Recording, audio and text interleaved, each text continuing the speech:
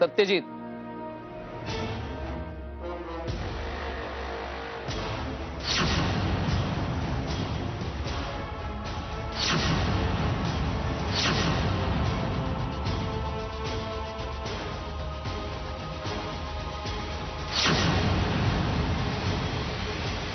अरे तू इकडे काय करतोय? आओ जाओ करायला शिका मिस्टर सत्यजित. अरे तुरे करायला आपली काही फारशी जुनी ओळख नाहीये किंवा आपला फारसा यारा नाही. मिस्टर सत्यजित अनंतराव मुधोळकर, राहणार पावडा रोड, कोल्हापूर, महाराष्ट्र राज्य. शिक्षण बीकॉम. स्वतःची मधुरा एंटरप्राइजेस नावाची फर्म. बिझनेस पार्टनर विहंग भोसले. बाप अनंतराव मुधोळकर, परागंदा.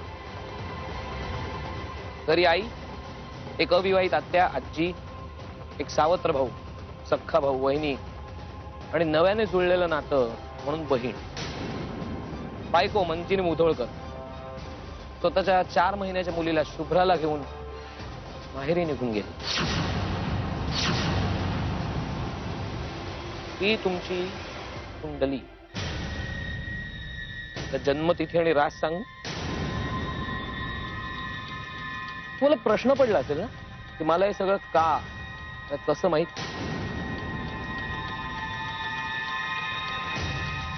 हीच तर माझी स्टाईल आहे. हटके, मला माहिती आहे. मग काय करणार आहे? त्या दिवशी काही कारण नसताना मला एक मुस्काटच मारलीस. आपलं जुनं काही वितुष्ट किंवा शत्रुत्व काही नव्हतं तरी मारलीस. त्यापाठी तुमच्याकडे काही कारणही असतील. माझ्या बायकोवर इम्प्रेशन वगैरे मारायचं असेल किंवा जे असेल ते.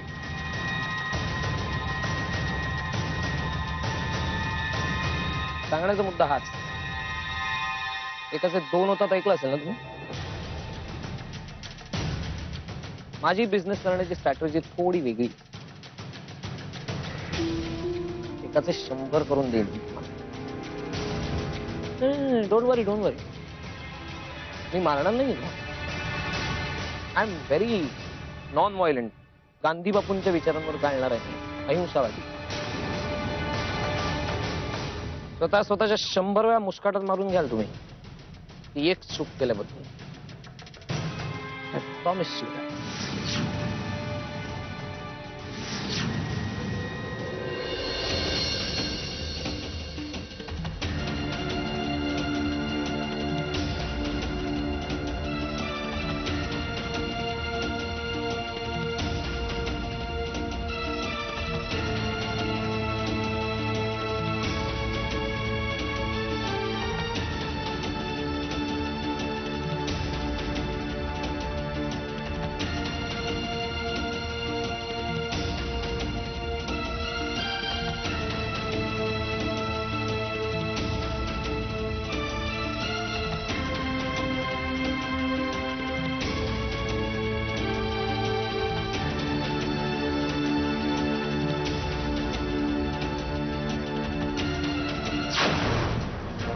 माझ्याबद्दलची माहिती मलाच ऐकवून नेमकं काय सिद्ध करायचं तुला? काहीच नाही. पण कसं आहे ना, पूर्ण तयारी झाल्याशिवाय मैदानात उतरतच नाही. होमवर्क करून यायची सवय मला लहानपणापासून. बाय द वे, तुमची बायको का सोडून गेली तुम्हाला? प्रॉब्लेम आहे का?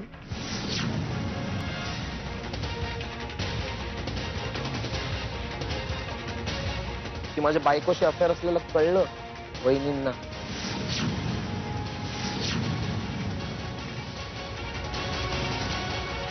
बऱ्याच गोष्टी कळल्या.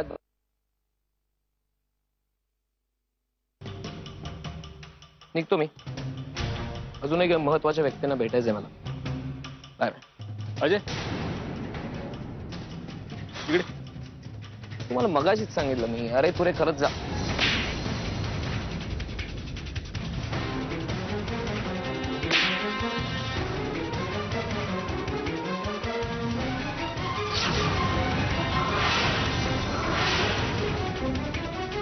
पहिली, माझ्या बायकोचं नाव घेतल्याबद्दल.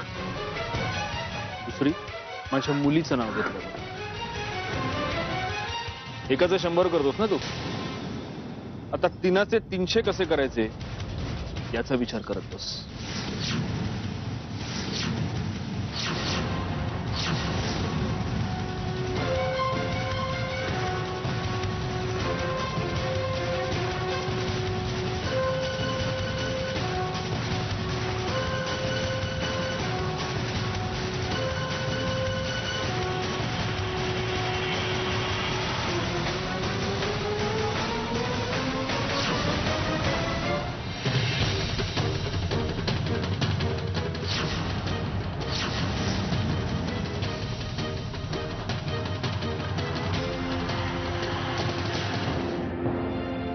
सावकाश सावकाश.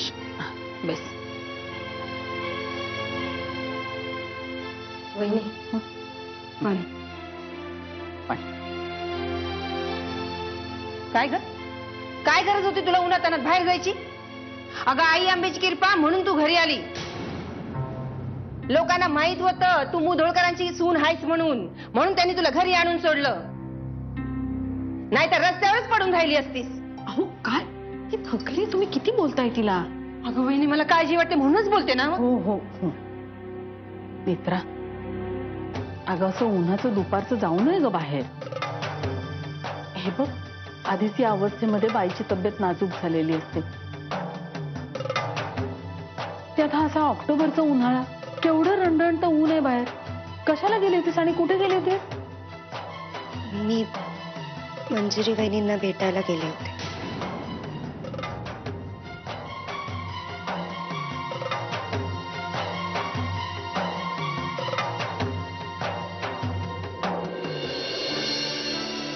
मंजिरीला भेटायला गेली होतीस तू?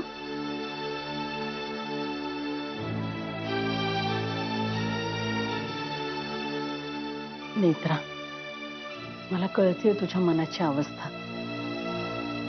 आपल्या घरानं पुन्हा एकत्र यावं, मिळून मिसळून राहावं असं वाटतंय ना तुला?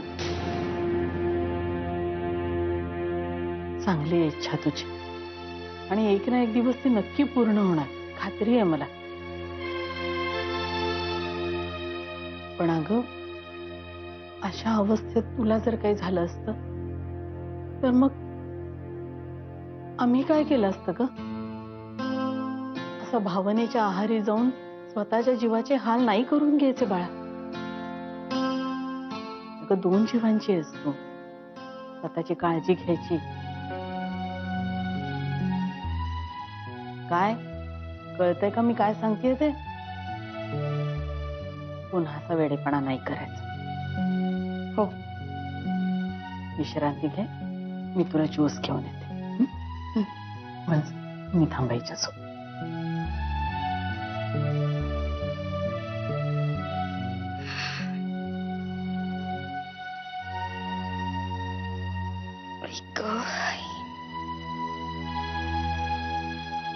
तरच होतो का ग डुचके?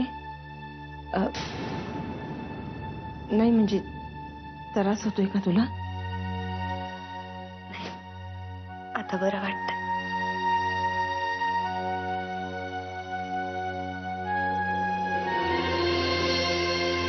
सत्या, बरं झालं तू लवकर आला.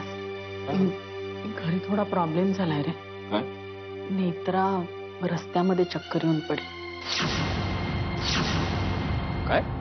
हो अरे, सरनाईकांच्या घरी गेली होती मंजिरीला भेटायला आणि तिला चक्कर आली. मंजिरीला भेटायला कशासाठी?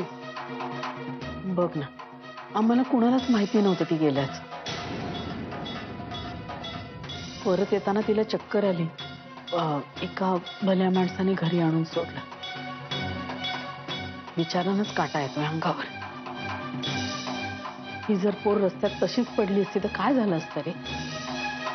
पण आई, मला हे कळत नाही की या अशा अवस्थेत नेत्राला तिथे जायची काय गरज होती? सत्या, तिलाही तुमची काळजी वाटणं स्वाभाविक आहे नाही का? हो आई, पण गरोदर असताना असं उन्हातानाचं बाहेर जाणं, मला बोलावं लागेल तिच्याशी. ए बाबा, तू आत्ता जाऊन तिला काही बोलू नको. ती जरा आराम करते. झोपली आहे का? हा म्हणजे पडली आहे. मी खरं तर तिच्यासाठी ज्यूस आणायलाच निघाले होते. तू आत्ता जाऊन तिला काही बोलू नको प्लीज. बरं गौरांग कुठे तो नाहीये का घरी? नाही, फोन करत होते मी त्याला पण नाही उचलला त्याने. गौरांगचा हा सगळा निष्काळजीपणा मला अजिबात पटत नाही आहे. अरे त्यालाही टेन्शन आलं असेल. आता बाबा होणार म्हणजे जबाबदारी आली. जरा जास्त काम करत असेल. ते सगळं ठीक आहे, पण त्याचं नेत्राकडे असं दुर्लक्ष करणं मला अजिबात पटत नाही. मला बोलावं लागेल गौरांगशी सुद्धा. दुर्लक्ष करणं म्हणजे तुला नक्की काय म्हणायचं सत्या? म्हणजे हेच त्याचं घरात नसणं. सत्या, तुला गौरांग बद्दल असं काही माहिती आहे का की जे मला सांगायचं नाहीये?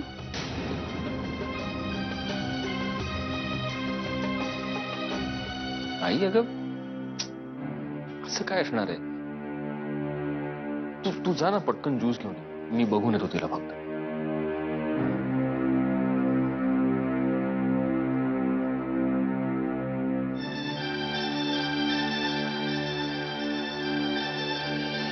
कोण येणार आहे हेच ना? चला बुद्धिमत्ता चाचणी 3 चान्स ओळखा. पहिला चान्स. हा, परदेशातनं मोतीवाल्या बाई येणार आहेत. तुम्ही स्वतः मारून घेता का मी उठून मारू?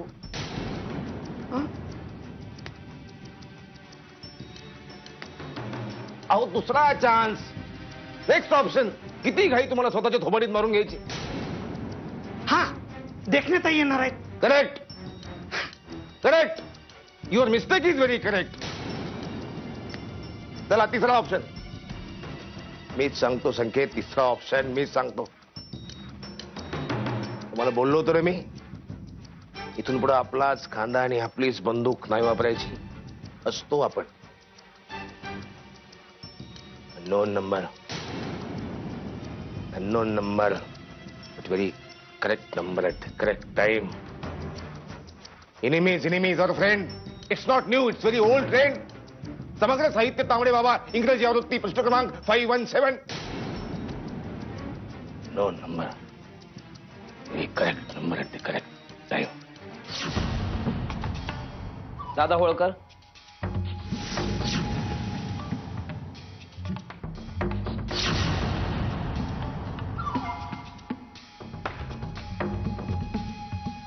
तुमचा मित्र इथे आलाय.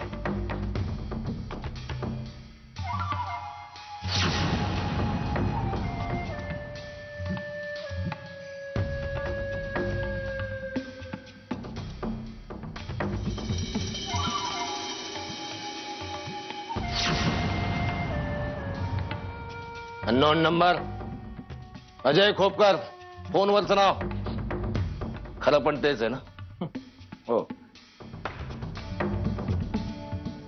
तांबडे बाबा की जय. तशी तांबडे बाबाची महती जगभरात तुमच्यापर्यंत कशी पोहोचली महती? म्हणजे काय दादासाहेब, तुमच्याबद्दल आणि तुमच्या बाबांवरच्या भक्तीबद्दल कोल्हापुरात कोणाला माहित नाही ते तरी सांगा. बघा बघा असंख्य. बघा, याला म्हणतात भक्ती, याला म्हणतात व्यापक भक्ती.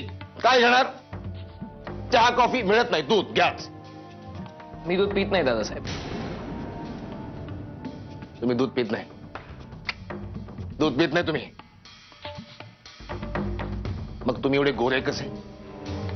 विनोद हा? विनोद विनोद, निव्वळ विनोद, निखळ विनोद आहे हा. यात काही नव्हतं काळबेल. हा बोला बोला, काय म्हणणं तुमचं? इथे आपल्या लोकांची तोंड काळी करायची. तिथे दुधाचं काय घेऊन बसलेत? हा तर माझा अतिशय आवडता उद्योग आहे बरं. तुम्हाला सांगतो, मनापासून सांगतो. पुढे पुढे पुढे बोला. सत्यजित मुधोळकर. त्याचं काय?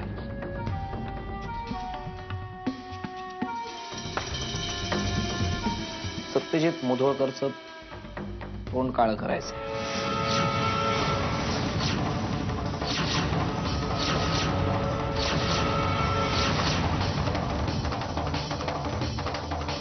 सत्यजित मुधोळकरचं तोंड काळ कर.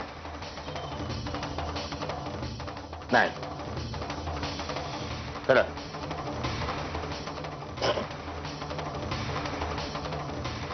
सॉरी.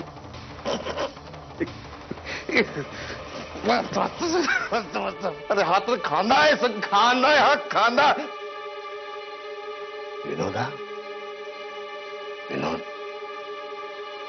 सत्यजित मुधोळकर.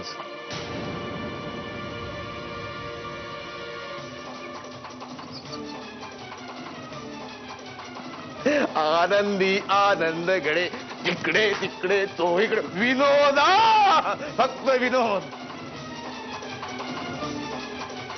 विनोदा, विनोद, फक्त विनोद.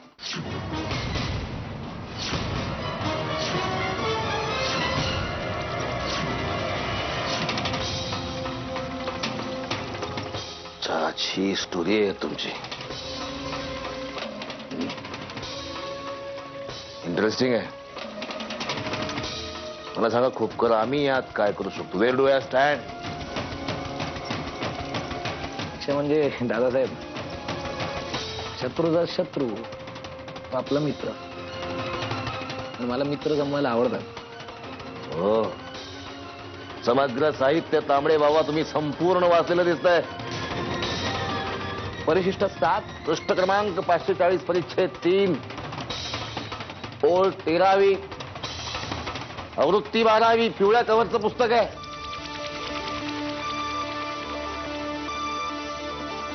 बोला. माझ्या बायकोला मला इथून परत येऊन जायचं.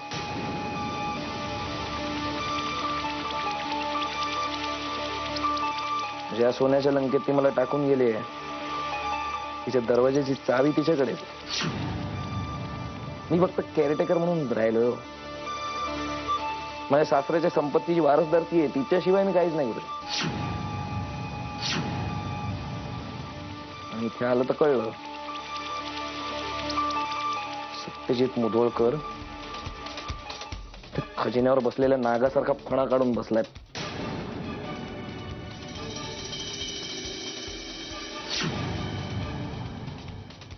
साहेब, तुमच्या मदतीने फक्त त्या नागाला ठेचायचंय. असं वाटत होतं ना की एखादी शास्त्रीय संगीताची मैफिल चालू आहे आणि ती चालूच राहावी आयुष्यभर, संपूच नाही, असं वाटत होतं मला तुमचं बोलणं ऐकताना. कॉन्सर्ट, उत्तम कॉन्सर्ट. आणि राहिलं मदतीचं, तर तुमच्या खांद्यावर आमचा हात आहे. तुम्ही फक्त व्यायाम करा आणि खांदा मजबूत करा, कारण त्यावर आमचा हात आहे ना. माय हँड.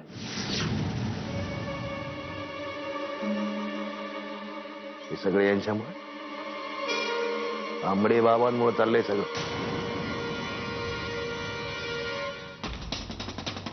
तुम्हारी शरण में तांबडे बाबा, मेरे बाबा, तांबड़े बाबा, नैन तुम्हारे दर्पण मेरा, चरण तुम्हारे मन अर्पण मेरा, अब तो दर्शन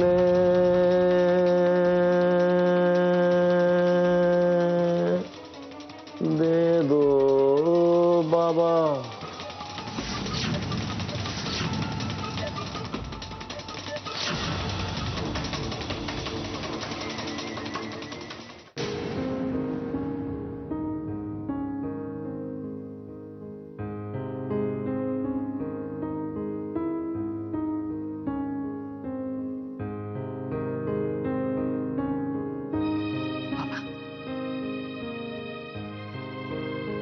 मगाशी शिवराज मला आडून आडून हे सांगण्याचा प्रयत्न करत होता की मी तुझ्या घटस्फोटाच्या बाबतीत पुढली कुठली स्टेप घेण्याच्या आधी पुन्हा एकदा विचार करावा, तुझं मन, तुझं मत जाणून घ्यावं. म्हणून तुला थेट विचारतो, म्हणू सत्यजित मुधोळकरला घटस्फोट देण्याच्या बाबतीत तुझ्या मनामध्ये अजून किंतु आहे? काय की आज अर्ज केला आणि उद्या घटस्फोट मिळाला असं नाही होत. कोर्ट दिल जमायची एक संधी सुद्धा देतं. आणि तो माणूस ही सगळी प्रोसेस सहज सोपी आपल्याला करू देईल असा गैरसमज माझ्या मनामध्ये अजिबात नाहीये. आपल्या मार्गामध्ये जितके अडथळे आणण्याचा प्रयत्न करता येईल ना तेवढं तो करेल. आणि म्हणूनच एक बाप म्हणून तुझा त्याच्याशी कुठलाही संबंध असावा असं मला नाही वाटत. मग जग काय म्हणेल किंवा शुभ्राला तिच्या बापाची उणीव जाणवेल वगैरे वगैरे याची सुद्धा मी नाही फिकीर करत. कारण सत्यजित मुधोळकर सारखा माथे फिरू माणूस बाप असल्यानंतर शुभ्राला कळायला लागलं ना की मग ती सुद्धा आपल्या बापाचा तिरस्कारच करायला लागेल, जसं तुझ्या नवऱ्यानं त्याच्या बापाचा केला. जो माणूस आपला बाप जिवंत असताना सुद्धा त्याचं श्राद्ध घालतो तो कधी चांगला बाप होऊ शकेल या गोष्टीवर माझा तरी विश्वास नाही बसत.